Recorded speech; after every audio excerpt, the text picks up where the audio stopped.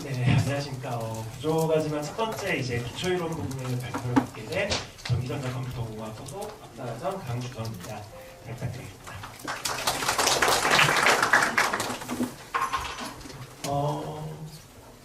먼저 세션을 이렇게 한번 나눠봤습니다. 이제 부족하지만 제가 이제 여러분보다 조금 더 먼저 강화학습을 공부할 기회가 있었고 그걸 오늘 어떻게 이제 쉽게 풀어볼까라고 생각을 해서 다음과 같이 세션을 3개로 나눠봤습니다. 첫 번째 세션에는 이제 강화학습의 유래나 사례, 그 다음에 강화학습의 의미, 그 다음에 이게 기본적으로 어떻게 동작하는지 이런 기본 개념들에 대해서 이야기를 할 거고요. 두 번째 세션에는 이거를 이제 MDPS라는 수학적인 모델로 푸는데 이 강화학습을 실제 수학적으로 구현을 해서 어떻게 풀어야 되는지 그 컨셉을 잡았고요. 마지막 이제 한 10분 쉬고 이제 그 1시간 뒤에 세션 3에서는 강화학습, 그러니까 MDPS를 푸는 방법 중에서도 강화학습이라고 부를 수 있는 DQN, 아까 말씀드린 이제 뭐 아타리나 아니면 딥마인드가 DQN에서 더 발전된 모델들에 대해서 이게 기본 예시를 들면서 어떻게 동작하는지를 설명을 하도록 하겠습니다. 먼저 질문을 이걸 한번 들어보겠습니다. 강화학습을 어디서 처음 뵙게 됐는지 그걸 한번 여쭙고 싶은데요. 아마 가장 기본적인 민감하네요. 가장 유명한 사례는 사실 알파고입니다. 2016년 3월에 알파고 리 버전으로 저희 우리나라의 이세돌 구단이랑 이제 붙었고 4대1로 알파고가 이기게 되었습니다. 그 다음에 이제 알파고에는 버전이 많아서 초창기 버전에는 판도 있었고 이제 마스터 버전도 있었고 그 다음에 마스터 버전 이후에 제로라는 버전이 또 추가로 나왔는데요. 이 버전들 모두 이제 그 바둑 인공지능으로서 좋은 성능을 보여주면서 바둑이 이제 세상에서 룰 기반으로 하고 있는 보드 게임 중에서 가장 어렵다라고 평가를 받고 있습니다. 경우의 수가 너무 많기 때문인데요. 그 게임에서 인공지능이 사람의 능력을 뛰어넘었다라는 평가를 받고 있습니다. 이게 아마 가장 친숙하고 오래된 사례일 거고요. 두 번째는 이제 아타리 게임이랑 마리오라는 이제 사실 게임이라는 내용인데요. 먼저 아타리 게임은 여기 왼쪽에 있는 겁니다. 마찬가지로 구글 딥마인드에서 개발을 한 건데 사실 여기서 DQN이라는 개념이 처음 나오고 이제 강화학습 기반으로 DQN으로 딥러닝을 이용한 방법으로 처음 성공을 시킴으로써 대부분의 아케이드 게임에서 사람이 지금까지 낸 최고의 점수보다 더 높은 점수를 보여주고 있습니다. 마찬가지로 오른쪽 마리오 역시 그 DQN 저건 이제 구글 딥마인드가 아니라 다른 팀에서 적용을 한 건데요. DQN 같은 방식을 써서 학습을 시켰을 경우에 사람이 직접 플레이하지 않아도 저렇게 그 게임을 잘 플레이하고 할 수 있다라는 내용을 보여줄 수가 있었습니다.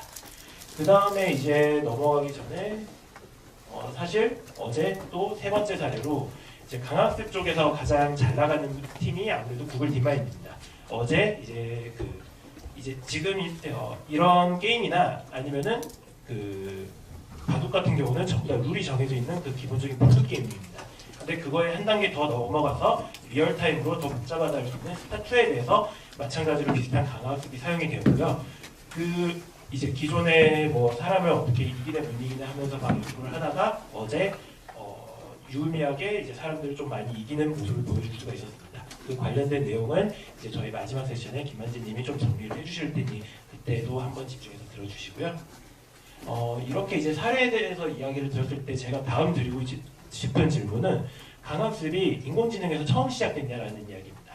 이 개념이 과연 여기서 처음 나와서 갑자기 이렇게 붐을 일으키면서 좋은 결과를 보여주냐 이 질문인데요.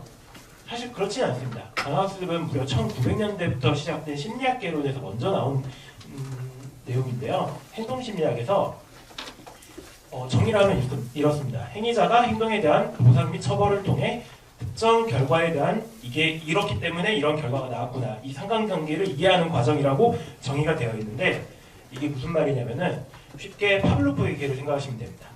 개가 있고 과학적인 조건, 종을 누른다, 종을 누르지 않는다라는 그런 조건을 걸고 그거에 따른 보상을 주는 겁니다. 그래서 종을 눌렀을 경우에는 강아지에게 밥을 주고 종을 누르지 않으면은 강아지에게 밥을 주지 않는다는 경험을 여러 번 쌓는 겁니다. 이게 1000번이 되고 10,000번이 되고 수만 번이 되면은 이 경험들이 쌓여서 결국 하나의 강아지가 밥을 먹기 위해서 종을 열심히 누르는 이런 지금 밥을 먹기 위해서 열심히 종을 누르는 모습을 보여주고 있는데요. 훈련이라는 것이 이렇게 이제 사람한테 먼저 할 수 없더니 강아지를 시작으로 해서 이런 경험들을 계속 반복해서 어떤 조건을 해야지만 밥을 준다라는 학습을 시키고 그 결과가 이렇게 보이는 겁니다. 이게 이제 초창기에 나온 행동심리학에서 보여주는 강화학습에 대한 개념인데요. 과학적이고 보상 기반의 경험을 쌓아서 강아지를 자연스럽게 훈련을 시키는 방법. 그럼 이제 다음 단계는 사람은 어떻게 이렇게 학습을 하는지를 의문을 가질 수가 있겠죠. 그래서 나오는 이야기가 이제 네이처 오브 러닝이라는 개념이 나오는데 사람이 배울 때 저희가 이제 학교에 가서 선생님한테 이거의 정답입니다라고 이런 식으로 지도학습을 하는 방법이 있고 그러지 말고 저희가 숨을 쉬거나 아니면 걸어 다니거나 아니면 어디 뭐 벽에 머리를 찧었을 때 이게 아프다라거나 이것들은 전부 다 누가 가르쳐 준 게 아닙니다. 저희가 실제 경험을 해보고 어렸을 때 머리를 찧어서 아팠던 경험이 있기 때문에 이걸 하지 않는 거거든요. 이런 식으로 아이들이 전부 다 이제 뭐 스스로 놀거나 숨을 쉬거나 이런 게 저희가 직접 환경과 상호작용을 해서 경험을 얻고 그걸 기반으로 학습을 하는 건데 기계학습의 그러니까 인공지능 분야에서의 강화학습은 이러한 사람이 배우는 이 이터레이티브한 과정을 수학적으로 모델링을 하고 이걸 실제 컴퓨터나 이런 데에 적용을 해보자 라는 컨셉으로 시작이 되었습니다. 그래서 이제 인공지능 속 강화학습은 이거를 수학적 계산 방법을 통해 이용을 해서 실제 기계에 적용을 해보자 사람이 배우는 것처럼 이게 이제 강화학습의 컨셉이 되겠고요.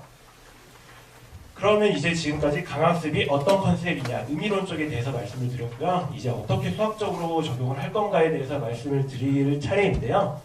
그 전에 이제 저희가 나름 그래도 강학습에 대해서 튜토리얼을 와서 배웠다라고 하는데 인공지능이 뭔지 머신러닝이 뭔지 강학습이 뭔지 이거 정도는 구분을 할 수 있어야 되겠다 싶어서 지금 넣은 페이지인데요. 인공지능은 기본적으로 이 세 단어가 사실 어떻게 보면 정확히는 위에 두 단어가 거의 혼용적으로 쓰이는 경우가 많은데 사실 구분해야 되는 부분이 좀 있습니다. 인공지능은 기계가 사람을 흉내낼 수 있는 모든 방법을 총칭. 이 말이 뭐냐면은 머신러닝 말고도 다른 이제 기계를 학습시키기 위한 방법들이 많습니다. 막말로 기계한테 모든 조건에 대해서 이럴 경우에 저렇게 가라, 이럴 경우에 저렇게 가라, 룰 베이스드 기반을 줄 수도 있는 거고요.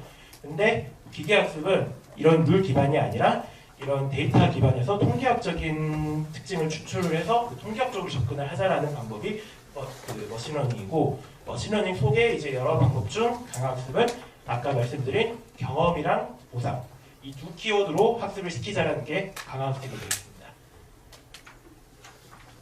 그래서 이제 저희가 모든 인공지능을 다 다룰 수는 없지만 그래도 기계학습이 속해 있는 바로 상위단 이제 그러니까 인공지능은 아니고 기계학습은 그래도 좀 구분을 해보자 라는 의미에서 넣은 건데요.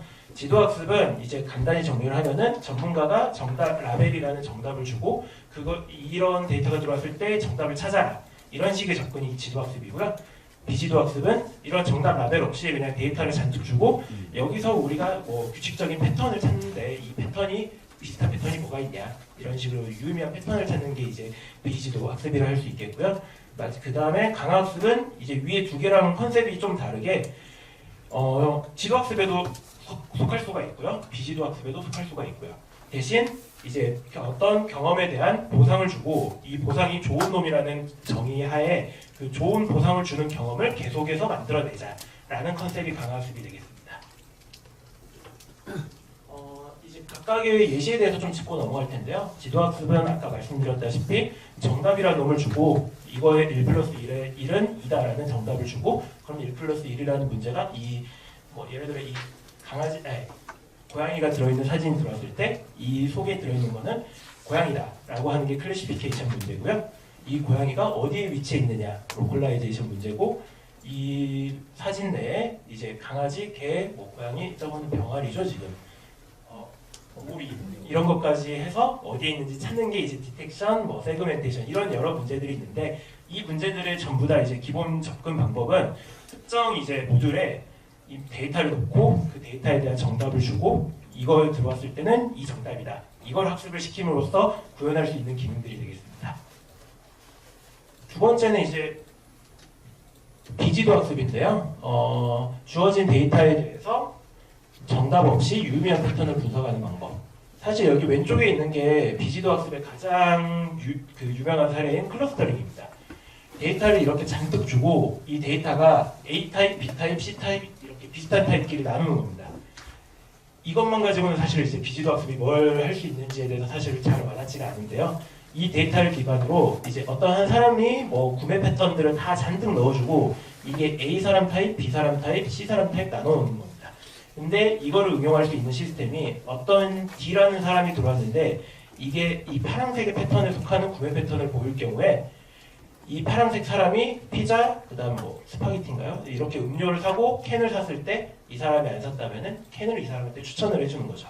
이런 식의 이제 뭐 레커멘데이션 시스템이 지금 이런 비지도 학습 클러스터링 기반으로 지금 동작을 하고 있고요. 자, 앞에 두 개는 이제 그 기본적인 개념을 한번 짚고 넘어가기 위해서 이야기를 했고요. 오늘 이야기를 하고자 하는 강화학습에 대해서 말씀을 드리겠습니다.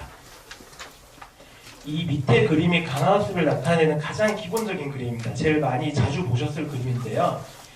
에이전트라고 하는 어떤 이런 행위자가 생지가 있고 생지가 미로 속에 미로의 이제 벽에 충돌하지 않고 계속해서 돌아다니면서 요 치즈를 먹고 싶은 겁니다.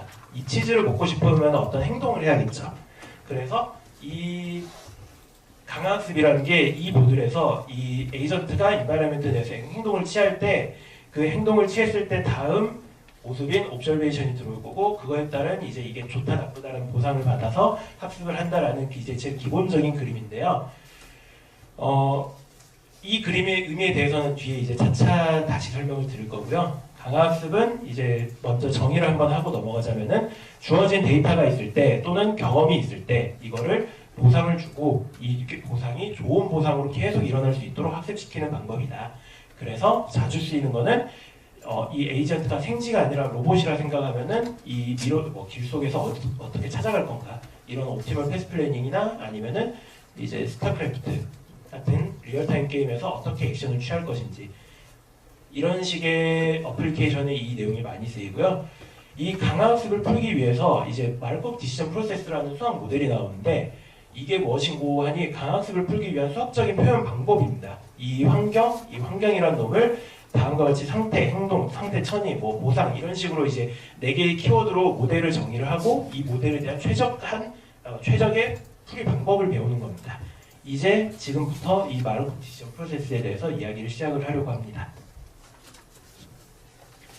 먼저 행위자와 환경입니다. 아까 앞선 그림에서 이 그림을 설명하기 위한 건데요. 그 그림에 대한 간략본이고 행위자는 다음과 같이 정의할 수 있습니다. 경험을 통해 학습하는 대상. 우리가 학습시킬 놈이 뭐냐 이거죠. 로봇일 수도 있고 또는 게임 속의 실제 유닛일 수도 있고 이런 학습시키는 대상인데 이런 대상은 환경으로부터 리월드나 보상 또는 이제 스테이트라는 정보를 받고 그 정보를 기반으로 다음에 내가 어떤 행동을 취할 건지를 판단을 하는 그 주체입니다. 그래서 이제 방금 말씀드린 미로 속에 생지가 왔다 갔다 하는 문제에서는 생쥐 그 자체가 에이전트인 거죠. 환경에 대해서 말씀을 드리면 환경은 행위자가 활동하는 환경 그 자체 그리고 행위자가 행동에 따른 그 다음의 상태나 결과 행위자를 알려준 이런 식으로 정의가 되는데 사실 환경이라는 게 좀 모호한 게 생쥐 문제에서 이 환경이 미로 그 자체가 이제 환경이라고 할 수 있는데 미로 그 자체가 아니라 에이전트가 미로에서 행동을 해서 벽에 부딪히고 또는 치즈를 먹고 이거를 경험하는 주체는 분명 에이전트 그 자체거든요. 그러니까 이거를 미로 그 자체 이런 식으로 한정 짓지 말고 미로로부터 어떤 경험을 하고 주어주는 그냥 그런 이제 상태나 결과를 주는 그 행동 자체까지도 포함해서 전체를 환경으로 보셔야 됩니다. 이게 좀 애매한 문제인데요.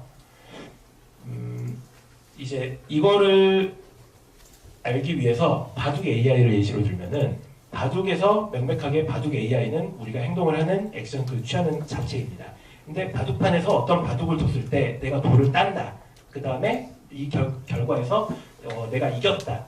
이거는 지금 바둑판 자체가 주는 게 아니지 않습니까? 바둑이라는 룰이 정해져 있는 바둑이라는 게임 환경 자체에서 이걸 주는 거기 때문에 여기서는 바둑 게임 환경 자체가 이제 환경이다라고 보시면 되고요.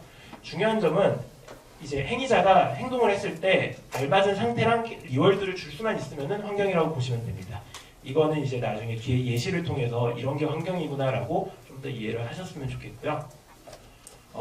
다음으로 이제 MDPS의 이제 기본 용어들을 말씀을 드리자면은 먼저 상태가 나오겠습니다.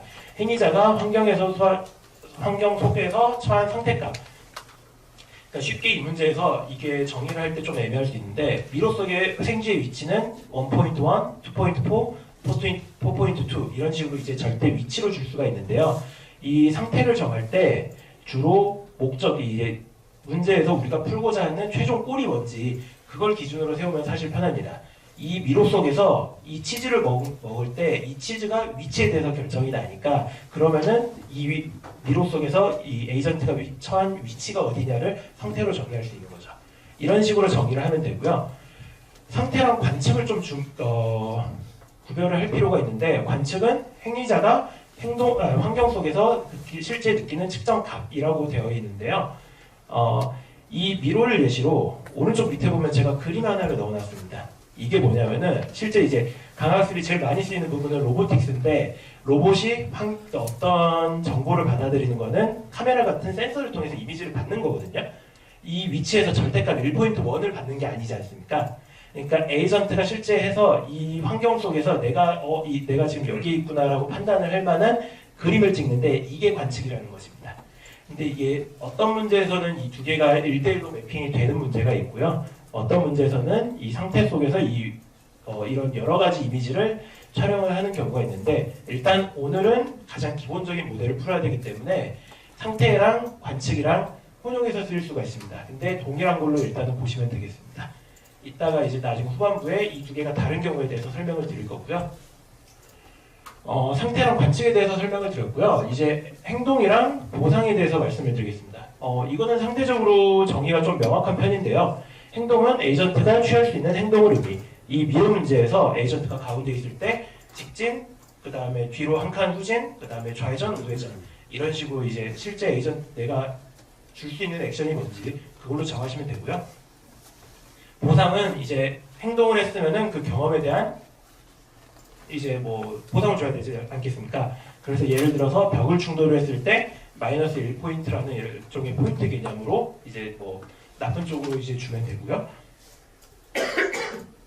그 다음에 충돌 없이 이동하면은 뭐 딱히 좋은 건 없으니까 0이라는 포인트를 주고 그 다음에 저희가 최종 목표로 하고 있는 이 치즈 발견이라는 놈은 치즈를 하는 게 저희가 최종 목표이기 때문에 뭐 플러스 100포인트 정도의 이제 좋은 보상을 주게 되는 겁니다.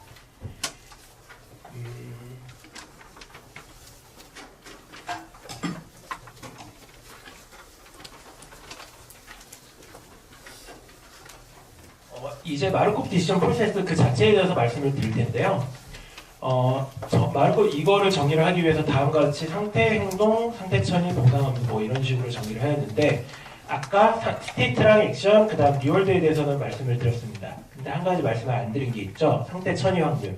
이 그림이 이제 마르코프 디시전 프로세스를 나타내는 이제 이거를 그래프로 나타내는 그림인데 어떤 행위자가 상태 S1에 있고 그거에 따른 알맞은 액션을 선택을 했을 때 이제 위치를 이동하기 때문에 다음 상태로 이동을 하게 되죠. 다음 상태로 이동하게 되고 그게 이제 뭐 벽이면은 뭐 마이너스 1, 치즈면은 플러스 100 이런 식으로 그거에 딸려오는 이 파란색 리월드가 발생을 하게 됩니다. 이게 타임 1에 있고 타임 2에 있고 타임 3에 있고 이게 연속돼서 계속해서 모델이 되는 겁니다. 여기서 이제 상태 천이 확률을 이야기를 하자면은 S1에서 A1을 취했을 때 S2로 갈 확률이 얼마냐라는 겁니다. 그러니까 이제 미로 문제에서는 이게 좀 명확한데 실제 로보틱스에서는 내가 이렇게 왼쪽으로 1m를 가시오라고 했을 때 이 1m를 가는 동안에 누가 칠 수도 있는 거고요. 바람이 불 수도 있는 거고요. 실제 여기가 1m 옆이 아니라 뭐 1.5m 옆 또는 뭐 0.5m 옆 이런 식으로 변동이 생길 수 있다는 겁니다. 그래서 이게 S2가 아니라 엉뚱하게 무슨 S2 다시로 갈 수 있는 확률이 존재한다는 건데 이거 역시 나중에 좀 복잡한 모델에 대한 문제고요. 오늘은 쉽게 풀기 위해서 이 상태 천이 확률을 S1에서 A1을 취하면은 S2로 정확하게 가는 이 프로버빌리티를 1로 두고 문제를 풀도록 하겠습니다. 이렇게 다음 네 가지에 대해서 마르코프 디시전, 그러니까 강화학습이 돌아가는 환경을 이렇게 그래프로 모델링을 지금까지 이제 했다라면은 그럼 이 모델을 푸는 게 이제 강화학습에 대한 목적인데 아까 제가 강화학습을 경험에 대한 보상이 자주 일어나는 방향으로 학습을 하자. 그 말은 여기에 나오는 이 R값이 보상이지 않습니까? 이 R값이 좋은 보상, 그러니까 플러스 100이라는 놈이 자주 일어나게 하려면 어떻게 해야 되냐. 이걸로 이제 수학 모델을 이제 정의를 할 수가 있겠고요. 근데 이제 방금까지만 해도 제가 좀 수학적이 아니라 좀 의미론 쪽에서 말씀을 드렸는데 조금 더 수학적으로 사용하기 위해서 몇 가지 용어를 좀 더 정의를 더 할 겁니다. 오늘 이제 후반부에도 계속 띄울 용어니까 집중을 해주시면 좋겠고요. 먼저 에피소드. 제가 아까 타임 1, 타임 2, 타임 3라고 말씀을 드렸거든요. 이게 해서 타임 터미널까지 가서 뭐 예를 들어 100번 액션을 취해서 벽에 부딪혔다 라는 그 연속되는 경험들을 하나의 경험으로 정의를 할 필요가 있습니다. 그게 에피소드입니다. 그래서 보시면은 S1에 대해서 A1을 취하고 A1을 취해서 S2로 갔을 때 그거에 따른 딸려오는 R1을 정의를 한 거거든요. 이걸 계속 쭉 가서 S터미널까지 가는 거를 이 시퀀스를 하나의 에피소드라고 정의를 하고요. 여기서 터미널은 환경에서 종료가 되는 시점인데 기본적으로 두 가지가 있습니다. 그러니까 아까 저희가 말씀드린 모델에는 두 가지로 보시면 됩니다. 하나는 벽에 부딪힐 경우, 이거는 안 좋은 경우니까 아예 에피소드를 그냥 벽에 부딪힌 순간 마이너스 1의 리워드를 받고 끝내는 거고요.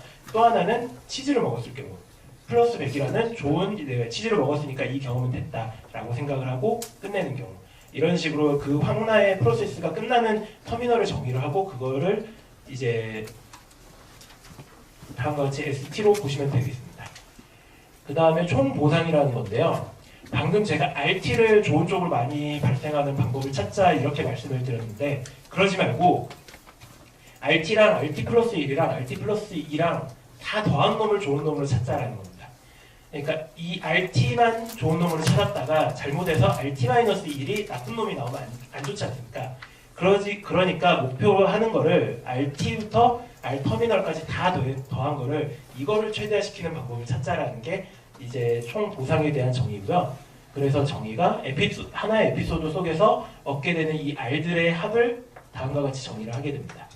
그 다음에 정체감수에서 아까 제가 말씀 안 드린 것 중 하나가 상태 1이라는 놈에서 액션 1이라는 놈을 선택을 하는데 어떻게 선택하는지는 설명을 안 드렸죠. 그게 바로 정체감수입니다. 상태 또는 observation이 들어오는데 그 내 판단 기준 데이터가 들어왔을 때 그 정보를 기준으로 어떤 행동을 할지를 취해야 되는데 그거를 위한 이제 저희는 펑션이라고 정의를 하는 방법을 찾자라는 거고요. 이 강학습의 결국의 목표는 이 스테이트에서 이거를 먼저 설명을 드리겠습니다. 액션을 취했을 때 미로 속에서 좌회전을 했는데 여기서 벽이다라고 했을 때 벽에 부딪혔으니까 리월드가 마이너스 1이 나오죠. 근데 이 경우에서 액션을 취한 거는 어떤 확률을 따르지만 취했을 때 여기 상태에 가서 보상을 받기까지는 어떤 확률이 들어가지 않고 1대1 매핑을 하게 됩니다.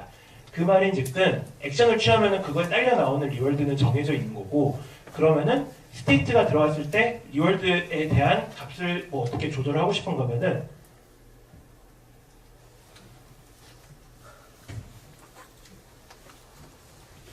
갑자기 왜 이러죠? 잠시만요.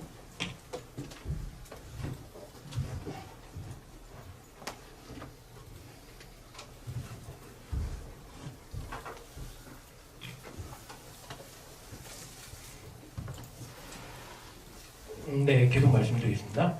그러니까 이 액션이랑 리월드가 딸려 나오는 놈이니까 그러면은 스테이트에서 액션으로 갈 때 어떻게 할지라는 거를 하나의 어떤 모듈이라고 생각을 해도 좋고요. 함수라고 생각을 해도 좋고요. 그 함수가 있고 그 함수를 어떻게 잘 조절을 해서 이 RT 값들이 다 더해지는 거를 좋은 방향으로 일어날 수 있게 이 함수를 찾자라는 게 사실 결국 강학습의 목적이 되겠습니다. 강학습의 목적을 디파인을 하면은 총보상, 지금부터 받게 되는 그 보상들의 합을 최대화할 수 있는 정체감수, 이 행동 강령을 찾는 게 강학습의 목표가 되겠습니다. 그걸 수식적으로 나타내면은 이제 S, 지금 현재 스테이트가 주어졌을 때 그 다음부터 받게 되는 보상들의 합을 찾을 수 있는 특정 모듈 또는 함수를 찾자. 이게 강학습의 목적이 되겠습니다. 제가 지금까지 정의를 말씀드렸는데 이해가 잘 안 되실 것 같아서 예시를 한번 준비를 해봤고요. 첫 번째로 좀 자세하게 볼 예시는 미로 속에서 이렇게 생지가 치즈까지 찾아가는 이 예시를 들어보겠습니다. 이 미로 속에서 이제 막 MTPS를 정의를 했을 때 행위자는 생지 그 자체가 되겠고요. 얘를 우리가 학습시켜서 잘 찾아가게 행동 강력을 이렇게 해라라고 시켜야 되는 거니까요. 그 다음에 환경은 이 미로랑 이 미로에서 그거에 따른 리월드를 주고받는 그 관계, 그것까지 포함을 하시면 되겠고요. 상태값이랑 관측값을 구분을 해서 상태값은 이 미로 속에서 1.1이라는 이제 절대값 위치로 생각을 하시면 되겠고, 관측값은 이 위치에서 봤을 때 다음과 같이 생지는 이 화면을 보게 될 텐데 이 화면을 관측값으로 보시면 됩니다. 그 다음에 이제 행동은 직진, 좌회전, 우회전, 후진이라는 이제 전후, 좌우 이 네 방향으로 정의를 했고요. 보상은 치즈를 발견을 했을 때 플러스 100, 충돌이 없이 움직이면은 플러스 0, 그 다음에 벽에 충돌하면은 마이너스 1이라는 리월드를 줘서 이거를 한번 학습시키는 프로세스를 한번 봐보겠습니다.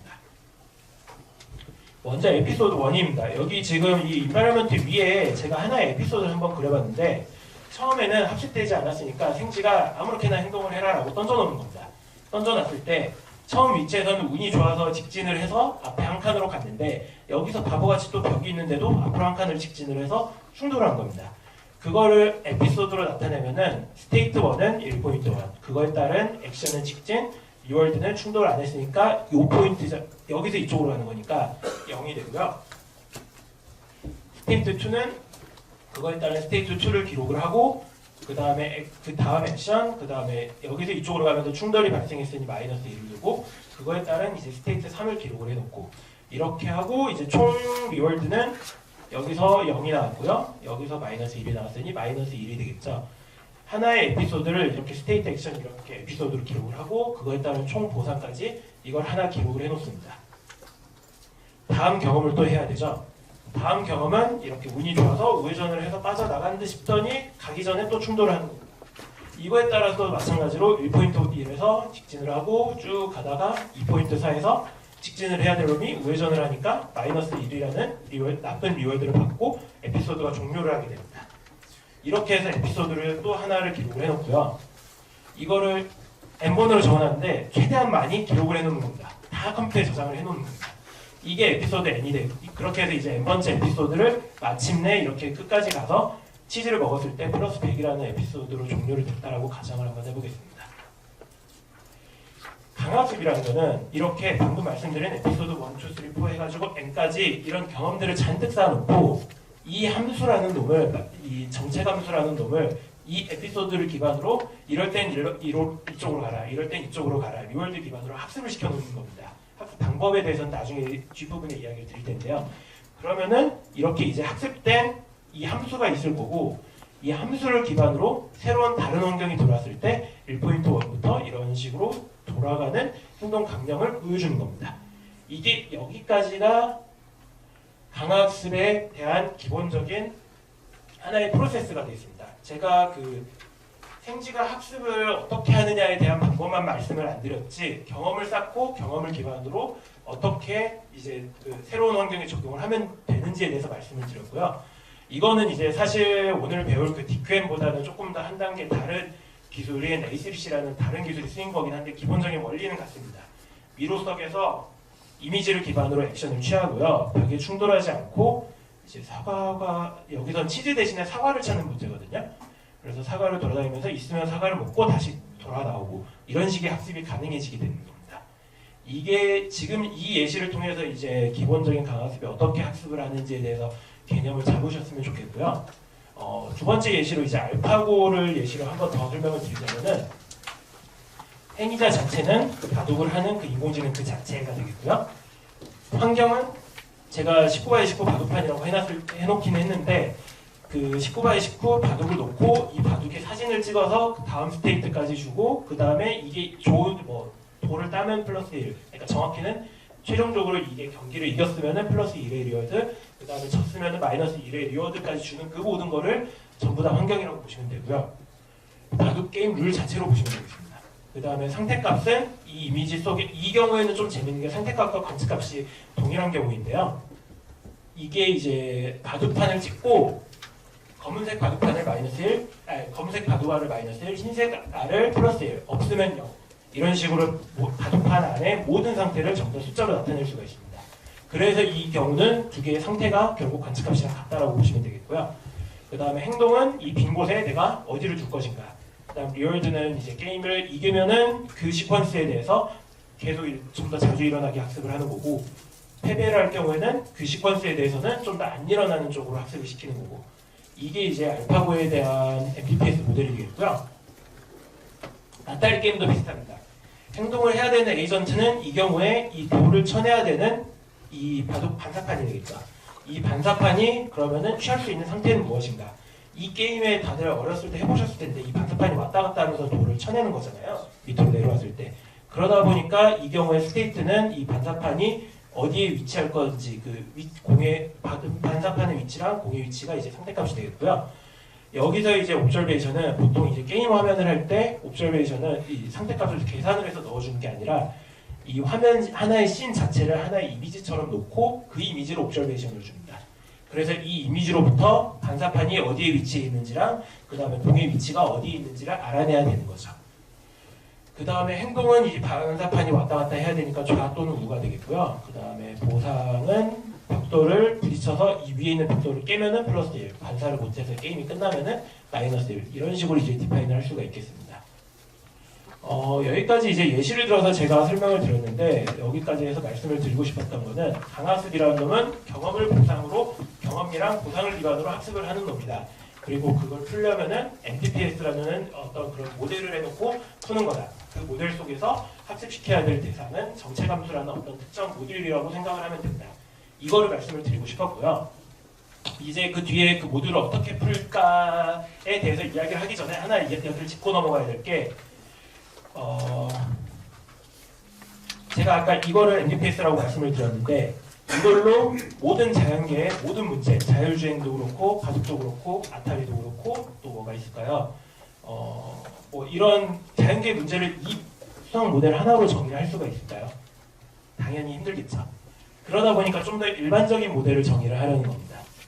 그래서 이제 partially observable Markov decision process라는 게 이제 가장 좀 일반적인 모델로 많이 쓰이는 모델인데 뭐냐면은 추가되는 게 관측 영역이랑 관측 확률이라는 게 추가가 됩니다. 아까 제가 말씀을 안 드리긴 했는데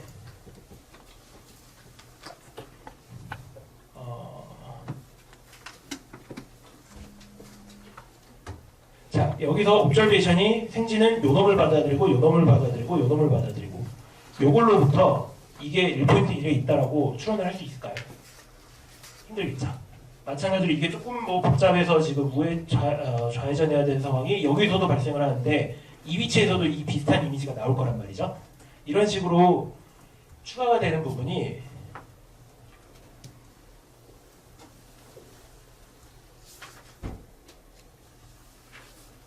이렇게 스테이트에서 옵저베이션으로 갈 때 1대1로 가는 게 아니라 어떤 특정 확률에 따라서 정의를 하게 됩니다. 이게 문제가 뭐냐면은 바둑이나 체스나 이런 거는 옵저베이션 이런 아까 보여드렸던 그 영상을 가지고 이 환경 속에서 어떤 상태다라는 걸 모두 다 추론이 가능해서 최적의 함수를 찾을 수가 있는데 이거는 실제 에이전트가 받게 되는 거는 이 관측값 이 O1을 받는데 이것만 가지고 환경 속에 무슨 상태인지 미지수가 존재한다는 거죠. 그 예시를 들을 건데 가장 큰 예시가 이제 체스랑 포커입니다. 체스는 이 판에서 바둑이랑 또 동일하게 사진을 찍음으로써 적군의 상태가 어디에 있고 아군의 상태가 어디에 있고 모든 경우의 수를 다 계산을 해볼 수가 있습니다. 물론 이제 시간이 좀 걸리겠지만요. 근데 포커를 생각해 보겠습니다. 이거를 관측을 한다 했을 때 내 패랑 여기 노인 패까지는 아는데 상대방 패를 모르지 않습니까? 이거에 따라서 내가 이길 수도 있고 질 수도 있고 확률이 존재하는 겁니다. 그렇기 때문에 보통 이제 포커를 partially observable environment라고 보고 체스를 fully observable environment라고 보는데 이거를 말씀을 드리는 이유가 대부분의 공학 문제에서는 당연한 말이지만 풀리면 너무 쉽잖아요. 그러다 보니까 확률을 따르는 partially observable MDPS로 문제를 모델에서 풀어야 되는 문제가 발생을 합니다. 그렇기 때문에 이제 이 부분을 설명을 드린 거고요.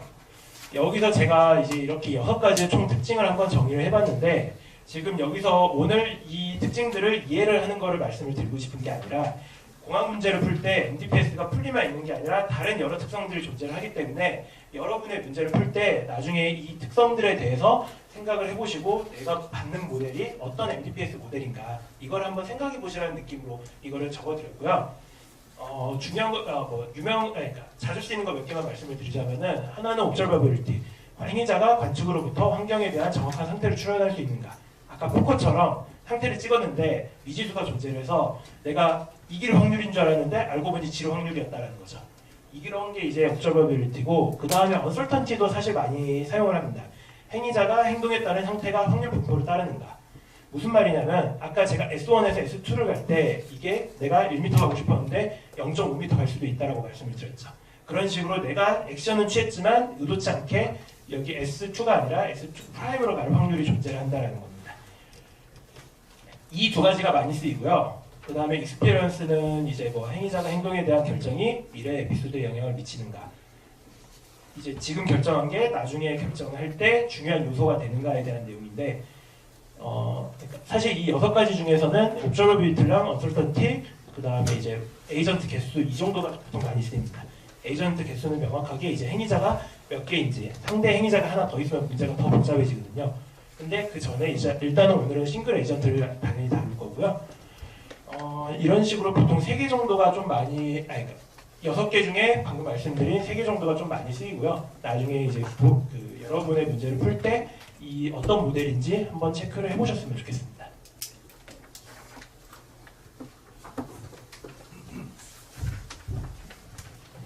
네, 저희가 처음에 자기소개를 좀 하다 보니까 전체적으로 좀 딜레이 된 것도 있고 그래가지고 원래는 이 세션 2까지를 첫 번째 코스로 잡긴 했었는데 여기서 한번 끊고 잠깐 쉬는 시간을 갖고 갈게요. 그래서 쉬는 시간 가지시기 전에 저희 첫 번째 어떻게 보면은 강학습의 그 전반적인 컨셉을 먼저 설명드렸어요. 사실 이 뒤에 학습을 어떻게 하는지에 대한 방법론이 진짜 중요하긴 한데 이 앞부분에 행위자는 뭐고 액션은 뭐고 그 다음 리얼드는 뭐고 그것에 따른 상태 변화는 뭐고 이런 것들을 이해를 잘 하셔야 뒷부분들을 따라가실 수가 있거든요. 그래서 잠깐 궁금하신 부분들이 있으시면은 지금 질문을 받고 그 다음에 쉬는 시간을 잠깐 갖고 가도록 하겠습니다. 질문 있으신 분들은 손 들어주시면은 그 부분들이 마이크 전달을 하는 거죠. 아니면 너무 잘해주셔서 혹시 이해하셨거나 생각이 있잖아요. 저번에 상은님, 네, 머리 튀기면은 근데 이제 그거 참여를 네, 저는 이렇게 자세히 듣는 건 처음이라서 이해가 잘 안, 이게 들을 때는 이해가 되는 것 같은데 잘 이해한 게 맞는지 잘 모르겠어서. 그리고 아까 환경 이야기를 해주셨잖아요. 거기 환경이라는 게 단순히 저기 보이는 저 환경뿐 아니라 그 이를테면 아까 체스판 자체 외에도 그러면 내가 어떤 걸 체스를 하는 방식, 그러니까 두는 방식, 아니면 뒀을 때 뭐 리워드가 오는 방식, 그런 모든 것들, 나한테 영향을 주는 모든 것들이 환경이라는 뜻인가요?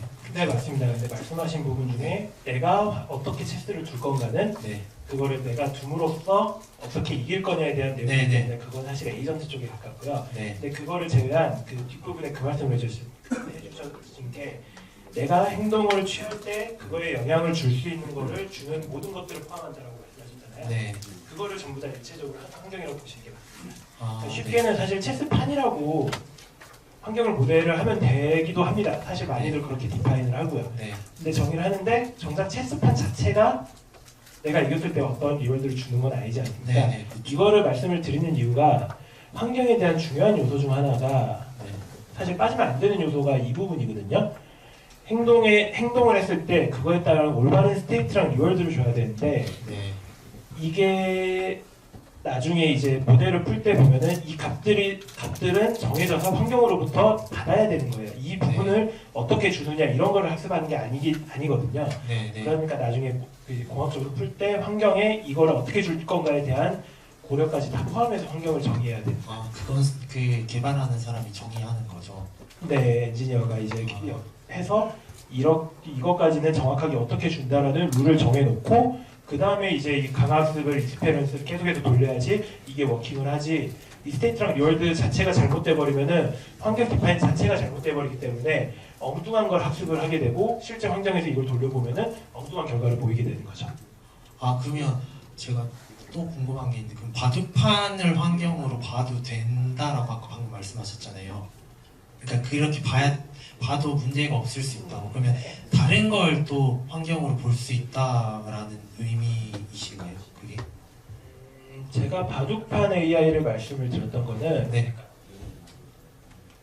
바둑판도 마찬가지인 게 포커판처럼 네. 어떻게 이겼다 졌다라는 판단의 기준은 최종적으로 컴퓨터가 사진을 찍고 하고 그거에서 이제 결과가 났을 때 네. 컴퓨터가 주는 거란 말입니다. 네네네. 그러다 보니까 이제 바둑 게임 룰 자체를 제가 환경이라고 디파인하는 게 정확하긴 하지만 네. 그렇게 하면 너무 좀 이제 이해할 때 좀 복잡하니까 네. 체스판을 환경이라고 이해를 했던 것처럼 바둑판 자체도 그냥 환경이라고 이해를 해도 좋습니다 라고 말씀을 드린 겁니다.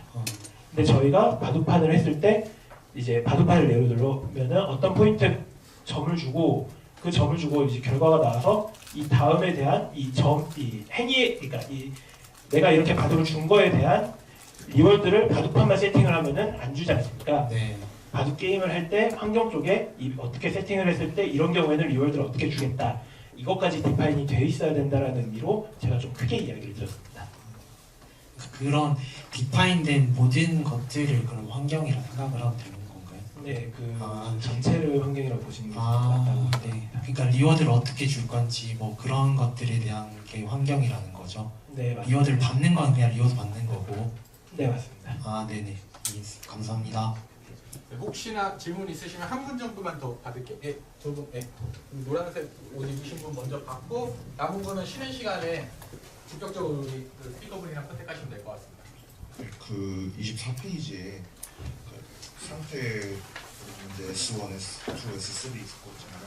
네. 여기서 이제 위에서 이제 상태 천이 확률이라는 게 있는데, 네. 예, 그 이제 상태 천이 확률이라는 게 이제 그러니까 상태로부터 이제 옵저베이션이 이제 되고 옵저베이션으로부터 이제 어떤 액션이 나올 건지가 나오는 거잖아요.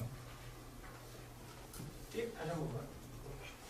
아니, 상태 천이확률은 여기서 그 주어진 변수값이 지금 S1하고 A1이니까 예.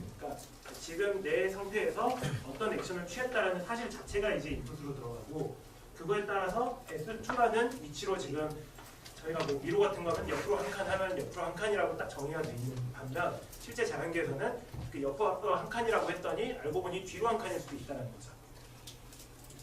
아 그러면 출력하는 값은 지금 다음 S2에 대한 겁니다. 이게 확률인데 S1하고 A1이 주어졌을 때 S2라는 놈이 나올 확률이거든요. 내가 이 위치에서 왼쪽으로 한 칸 가고자 했을 때 실제 이 위치로 갈 확률이죠. 이게 1이면은 그대로 가는 거고 이게 뭐 2분의 1이면은 옆으로 갈 확률이 뭐 반은 이쪽으로 가는데 나머지 2분의 1은 뭐 뒤나 오른쪽이나 앞으로 가는 거죠. 아 그럼 상태 천이 확률에 따라서 이제 어떤 상태로 가야 될지 달라지나요? 네, 달라지게 됩니다. 네, 알겠습니다. 그리고 그 부분에 이제 설명을 더 드릴 때 아마 나올 것 같은데 사실 이게 어떻게 보면은 지금 상태랑 액션으로 지금 환경을 거의 정의하다시피 했는데 그거에 대한 확률이지 않습니까? 이거를 아는 게 사실 강화학습 모델에 대해서 또 좀 중요한 내용이거든요. 그 부분 안에 뒤에 학습론에 이야기할 때 네.